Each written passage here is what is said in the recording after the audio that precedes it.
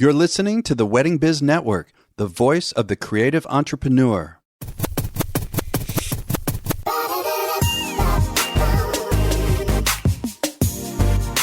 Hey everyone, it's Andy Kushner with The Wedding Biz, in which I conduct in-depth and revealing interviews of icons and those who I feel are the next generation icons of the weddings and event industry, all to provide you with education and inspiration.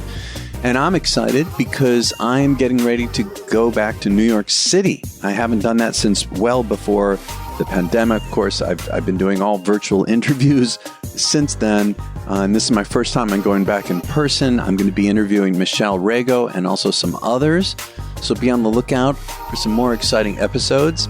If you missed last week's, it was with Jack Ezon, CEO and managing partner of Embark Beyond, a luxury lifestyle partnership specializing in bespoke travel experiences. Always great having Jack on the show. And today is a frequent guest, and that is David Stark, a renowned New York City-based event producer and designer whose team creates events worldwide for weddings, entertainment, fashion, publishing, arts, media, and for consumer product industries. Some of David's high-profile clients and events include Brad Pitt, Glenn Close, Saturday Night Live's 40th anniversary, Louis Vuitton, and high-visibility events and fundraising galas for the nation's most elite, including the Whitney Museum and the Metropolitan Opera. David has several published books, including his most recent one called At the Artisan's Table, which we talk about today. He also has had product collaborations, including a limited edition collection of one-of-a-kind art pieces produced exclusively for Bergdorf Goodman. He's been a guest expert on many television shows and featured numerous times in various major publications and was inducted into the event organization Biz Bash's Hall of Fame. Enjoyed this conversation with David Stark. David, it's so good to have you back on the show again. And I saw a post recently that you've got a new book out, right? At the Artisan's Table. Is that right? I do have a new book that is coming out in October 11th to be exact. It's called, as you say, it's called At the Artisan's Table. I created this with a friend, a partner. Her name is Jane Shulak. She's a wonderful designer. And as I said, a great friend. Like family. And this was a labor of love that we embarked on, I'm going to call it 5 years ago. It's taken a little bit longer because of COVID, but it's exciting that it's about to launch. That's fantastic. Can you tell me something about it? Yeah, I mean, it's different than my other books. What we did is we partnered with some major museums, the Museum of Decorative Arts in Paris, the V&A in London, the Metropolitan Museum of Art in New York, some other museums as well. And ultimately what we did is we went into their collections and we looked at historic objects that spoke to us, and they became our muse. And then we connected them to contemporary artisans who we sort of see as the contemporary expression of historic processes or material usages or styles. And then we make these tables utilizing their pieces and a lot of other things. And I think the easiest way to understand it in my head is that people in the United States may think that Ralph Lauren invented blue and white, but Ralph Lauren did not invent blue and white. It came from something way far back. There's Asian versions of blue and white. There's blue and white Delft from the Netherlands, from Britain. And somebody like the artist Tyler Hayes, who's a contemporary artisan out of Philadelphia, he makes this wonderful blue and white ceramic work that has his drawings and paintings on them. And in some respects, I see that as a contemporary version of blue and white Delft. And there's 18 different artists that we've worked with all throughout the country and the world. It was a very ambitious project. We shot in France and in Italy and in Wales and in Detroit and New York, all over the place, really. And it really came from Jane and my love for the handmade. When we think about today's world and all of the incredible innovations that are digital, which I don't discount, I think they're fantastic, but even more so, making things with your hands has more and more importance to me. And it's very near and dear to what I do professionally. While I am an event planner and a producer, my start really is as a designer, and having a studio in Brooklyn where we make things with our hands, and the heartbeat of the hand being really important in what the work looks and feels like for the guest is, something that really stems from a greater love for all of that. And the book is really, a labor of love and an expression of that. Yeah, I can't wait to see it. And that's coming out in October. So I'll look for that. So, it's interesting. The last time that we talked, on the show was actually April of 2020, 1 month after the pandemic hit. And so I'm wondering, what you feel you learned, David, from that. I mean, personally, business-wise, that really sticks with you now when time just finally stood still. I've been curious how it affected you. Oh gosh, it affected me in so many different ways. Today is actually it's a fun day that we're actually having this conversation, because it is the day that 2 years and 4 months later from the day we've left our office, we have officially reopened the office today. Oh, we had a big opening party for our team, and we have learned something from years of hybridity, is that a word, hybridity? I get it. That we're not going to turn our back on the things that we've learned, but we've also learned the value of in-person collaboration and the efficiencies and the magic that comes from that. So we are enacting a hybrid work solution where 3 days of the week we will be in the office and the studio, and 2 days of the week our team can choose where they're going to work from. If they choose to want to work in the office, great. If they choose to want to work, I don't know, I'm making it up, Mexico City, great. But Tuesday through Thursday, we will officially be in the office and the studio. So I've learned about flexibility. Going back to your original question, I've learned that there's no right way, only one way of doing anything.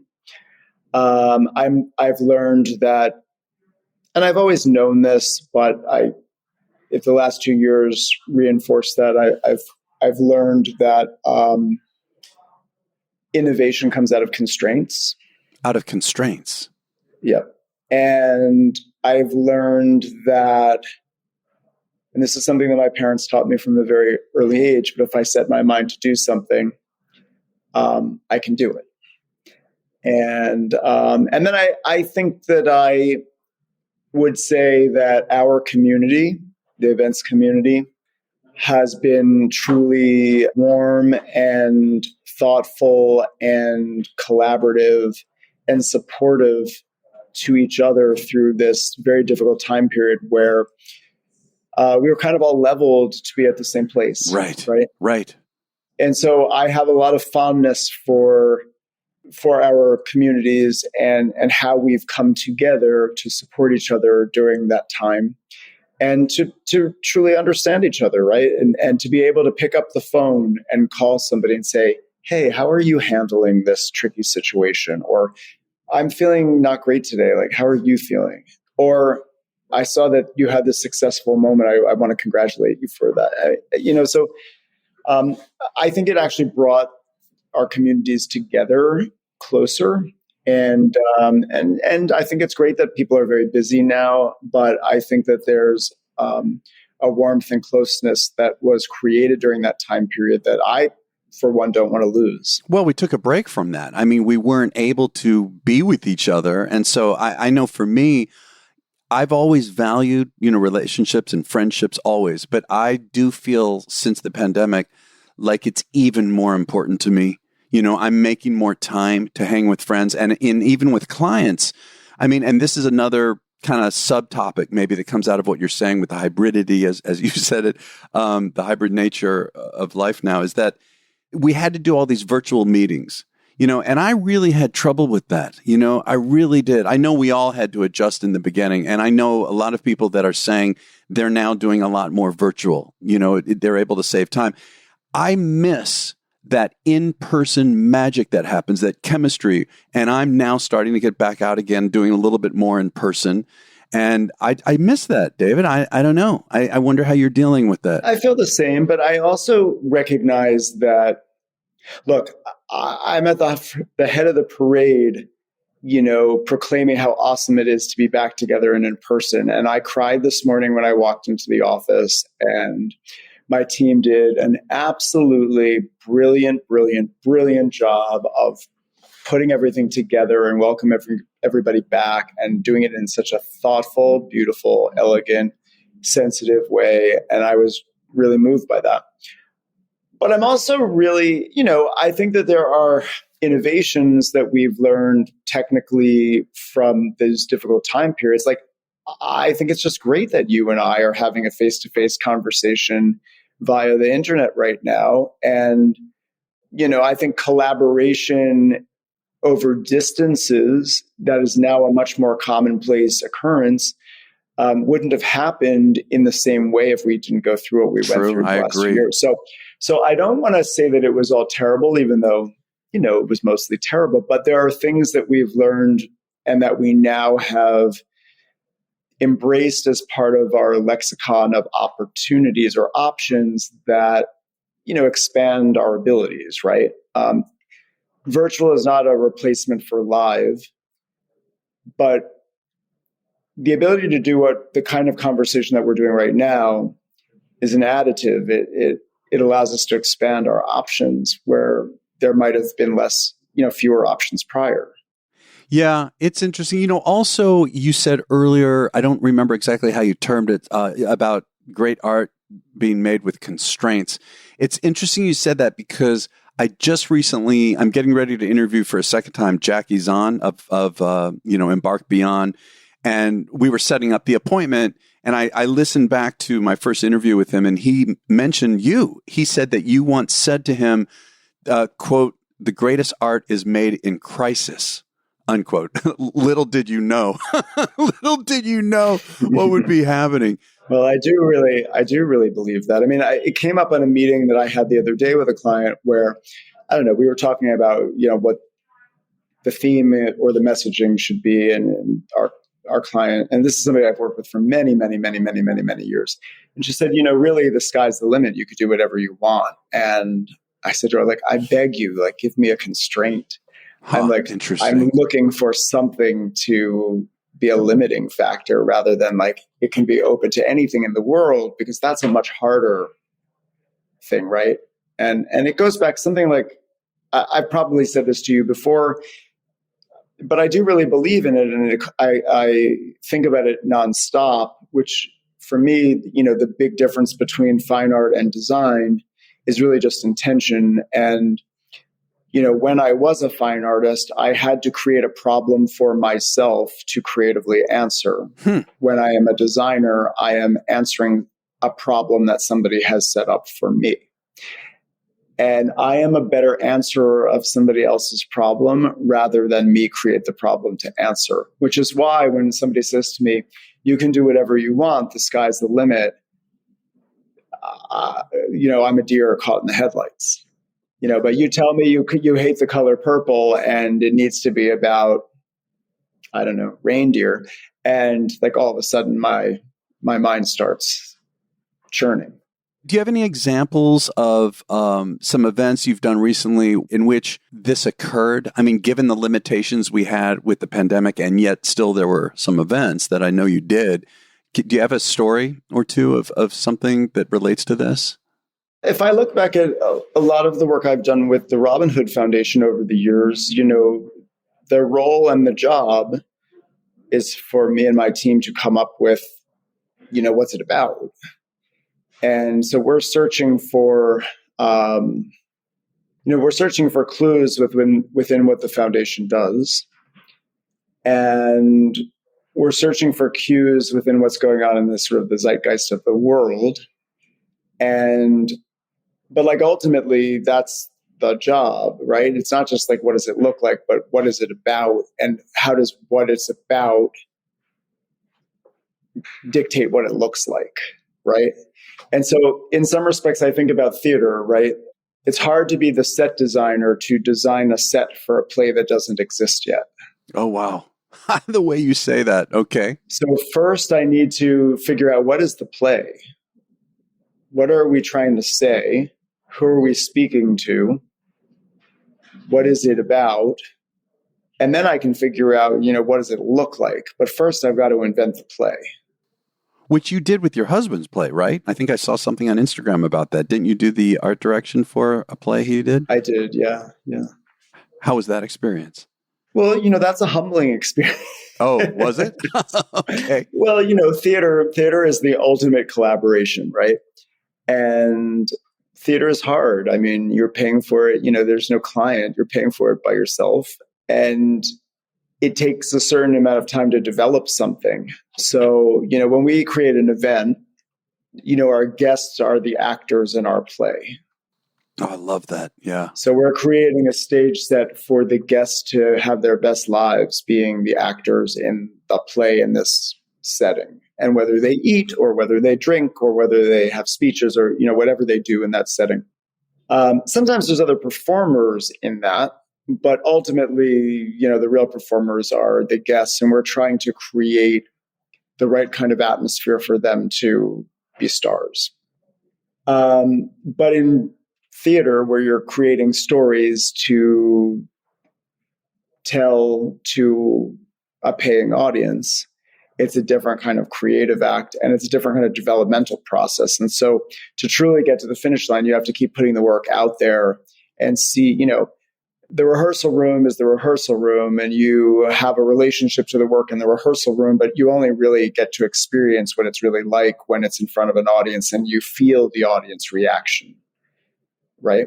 So it's just a slightly different end game. But, I am extremely excited about, the act of creation, and whether that's the events that we create or whether it's shows that I create with my husband or other creative partners, or whether that's a book that I create or whatever the platform is.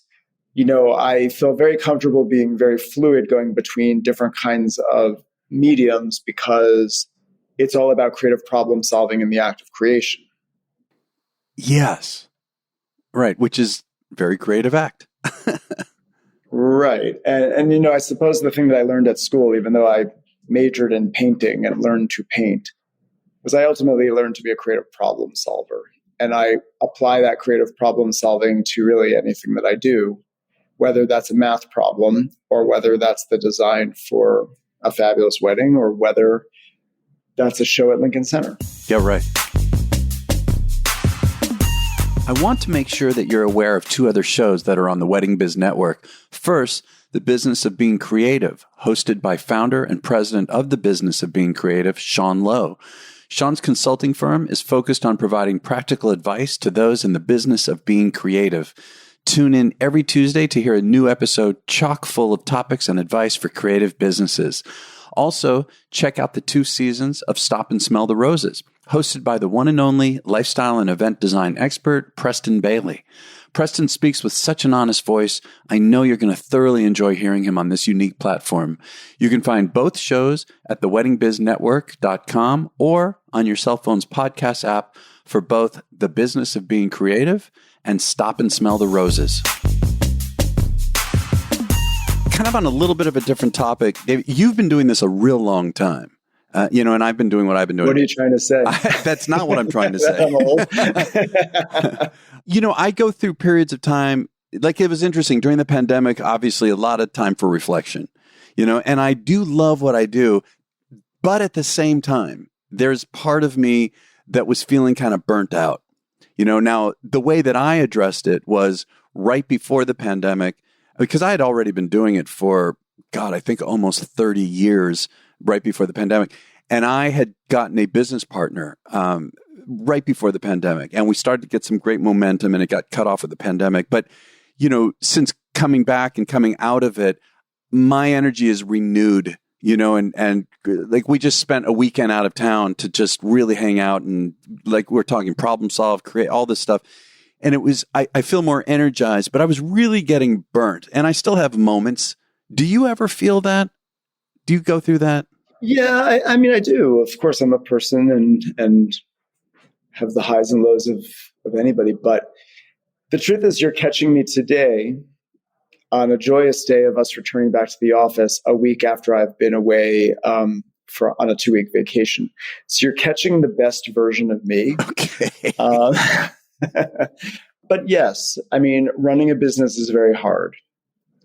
And nobody promised that it wouldn't be hard. And these times deliver very tricky circumstances that continuously throw curveballs at you. I mean, yes, we made it through the pandemic, but there's scores of different kinds of issues nonstop right now. You know, whether that's the difficulty in finding and hiring the right people, to the elevated costs of everything, whether that's the gas we put in the truck, whether that's the people that we hire, whether that's the raw materials that we work with.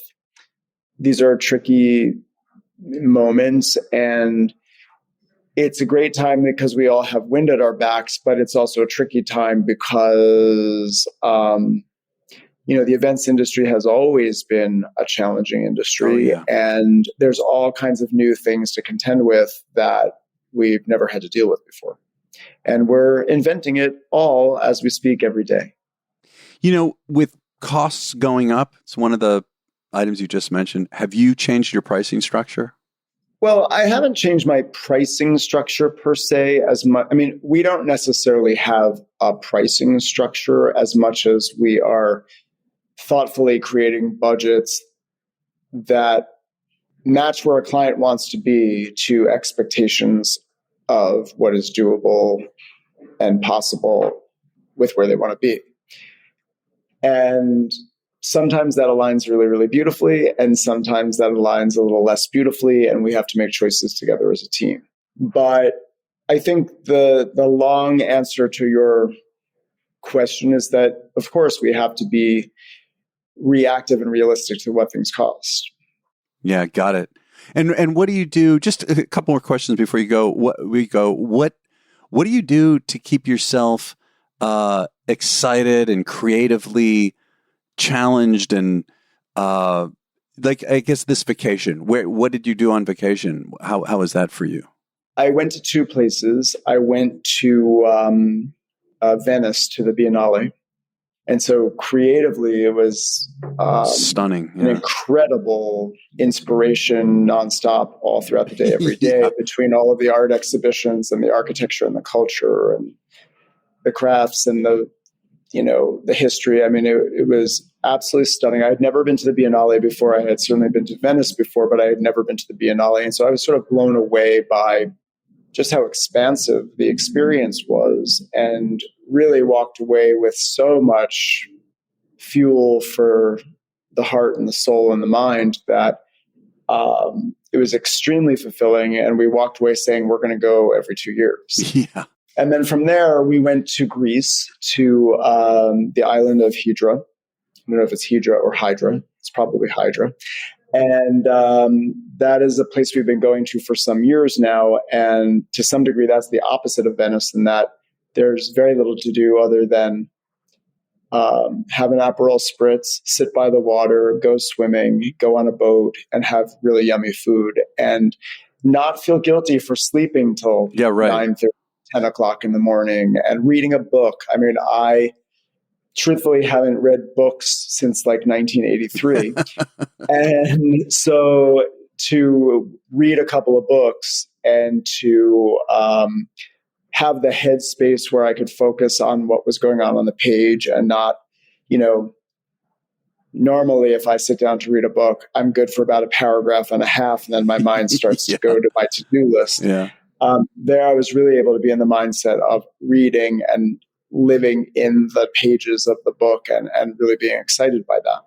So, between the food I ate, the things that I saw, the things that I read, the setting, I mean, it was such an inspiration break that it was phenomenal. And that has given me a lot of life and a lot of charge to get back to what I do, which I absolutely love, even though I am a person and at times am pulled to almost a breaking point. Oh, geez. Well, by the way, people who may not know, you're in Manhattan. You're in New York City too, on top of everything else. I mean, when I come to New York, I used to be so excited. I'm still excited, but I'm starting to be overwhelmed. I mean, the amount of people and the noise and oh my God, it's to go sit down at an island in Greece and just be able to relax. Yeah.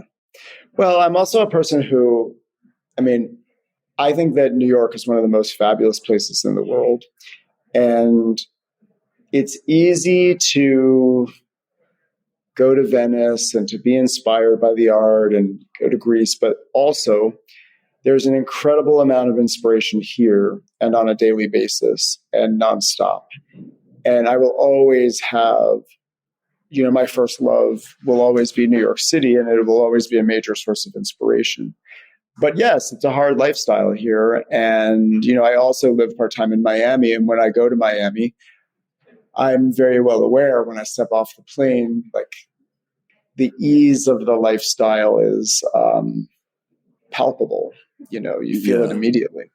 Colin moved there. I'm sure you know that. Yeah. A lot of people did. I don't know if I'm a 365-day-a-year Miami resident, but I love it, and I love the outdoor experience of that. And I play tennis and, love beach culture and all of that stuff. And, frankly, I was working virtually from there long before that was even a thing to do. Right. So now it actually feels really normal and just fine. Of course, it's hard to, the thing about live events is you actually have to be where the events are. So I can do a certain amount of that remote work, but, I take pride in actually attending my events and really being there for the installations and the client relationships and the art. It's the art that I make. So it's really important to me that there's perfection or that we strive for perfection in what those installations are all about. It's not just work. Yeah. Well, David, thanks. I really appreciate, I enjoy catching up with you. This has really been great. And thank you. Yeah. And again, I'm going to encourage everyone to go look for the Artisan's Table, right, coming out in October. Yeah, at the Artisan's Table. At the Artisan's Table, right. You can pre-order it now. Wherever these are sold. Yeah, Amazon. Thank you for having me. It's always a pleasure. All right, Dave, thanks. Thank you for listening to my conversation with David Stark. You can check out his website, which is davidstarkdesign.com. And social media, check him out on Instagram at David_Stark_design. You can get all of this in the show notes in your cell phone's podcast app or at our website of theweddingbiz.com. And if you can think of 3 good friends who you think would really enjoy and benefit from this interview, please forward it to them. Also, our upcoming guest is actually not going to be until September 12th. We're going to take off on Labor Day. However, on September 12th, we're going to have photographer Corbin Gherkin. One last thing, if you could subscribe to The Wedding Biz, you'll always know when a new episode drops. And also follow us on Instagram at The Wedding Biz. And we'll catch you next week.